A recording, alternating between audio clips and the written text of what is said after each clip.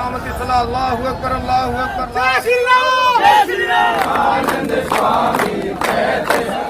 यहाँ गुड़गांव के सेक्टर 37 में अभी नमाज पढ़ी जा रही है, लेकिन 100 मीटर दूर भी नहीं एक बहुत बड़ा हिंदू संगठन के ग्रुप यहाँ हवन कर रहे हैं।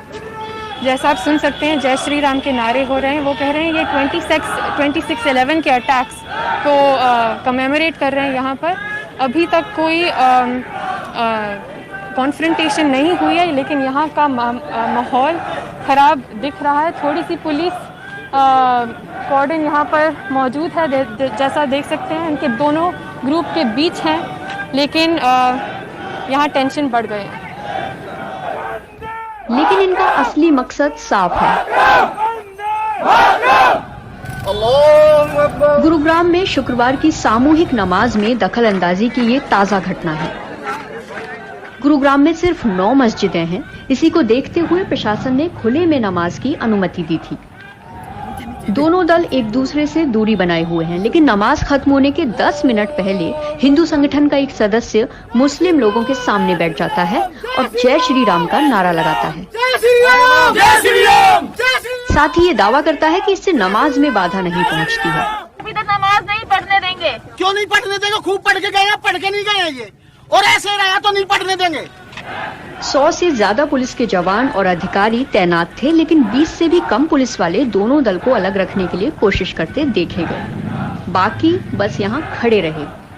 नमाज पढ़ते हुए मुस्लिम और हिंदू संगठन के बीच का विरोध इसी पार्किंग लॉट में हुआ, लेकिन सिर्फ 10 कदम दूर एक पुलिस थाना है, लेकिन ये कहते हैं कि उनका क्षेत्र नहीं और इसलिए एक्शन नहीं लिया गया। हिंदू संगठनों का कहना है कि पुलिस ने यहाँ के लिए कोई अनुमति नहीं दी है। हालांकि ये जगह भी उन 37 खुले स्थानों में शामिल है जहाँ 2018 से नमाज के लिए अनुमति दी गई है। जब इनसे पूछा गया कि क्या इन्हें यहाँ इकट्ठा होने की अनुमति मिली है, तो नजारा कुछ इस तरह था। बाहरी हवन कर रहे थे, उसके लिए आपके पास परमिशन थी? शहीदों का जो बलिदान हुआ उसके लिए हवन किया गया था, आज ही किया ना। लेकिन आपके पास में एक बार हुआ। लेकिन आपके पास परमिशन थी सर? 1 साल में एक बार हवन किया। परमिशन थी सर? परमिशन थी इस हवन वो की? जिन्होंने किया उनसे पूछिए आप। आपने ही तो करवाया, आप बीच में खड़े थे, करवा रहे थे। मेरे को कोई बुलाएगा तो मैं जाऊंगा बहन, इस देश का नागरिक हूँ। अभी तो आपने कहा कि आप ये फ्राइडे से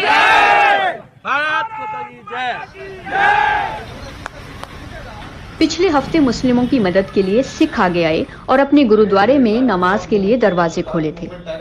लेकिन 2 दिन बाद गुरुग्राम के गुरुद्वारा प्रबंधक का कहना है कि किसी मुस्लिम संगठन ने नमाज के लिए जगह नहीं मांगी थी।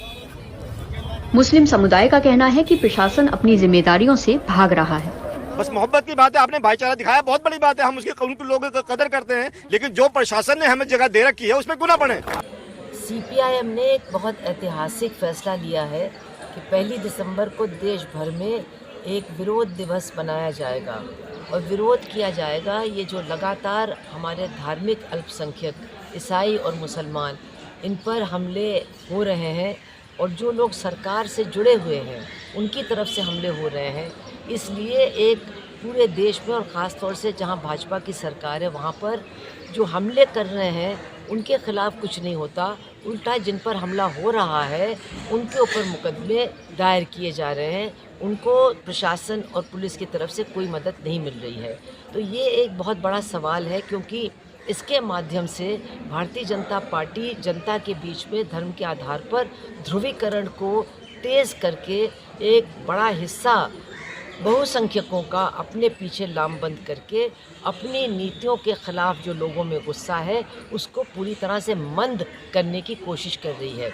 पिछले दिनों में ईसाइयों के संगठनों ने भी बताया है कि 300 से अधिक हमले उनके ऊपर अलग अलग राज्यों में हुए हैं और मुसलमानों के ऊपर तो लगातार हमले प्रांतों में हो रहे हैं, कभी गायकशी के नाम पर, कभी लव जिहाद के नाम पर, और अब तो गुड़गांव में हद ये हो गई है कि उनके नमाज़ पढ़ने पर भी एक बहुत बड़ा हमला हो रहा है। लोगों को नमाज़ पढ़ने से भी रोकने की पूरी कोशिश हो रही है और इसमें प्रशासन कोई भी सही हस्तक्षेप नहीं कर रहा है।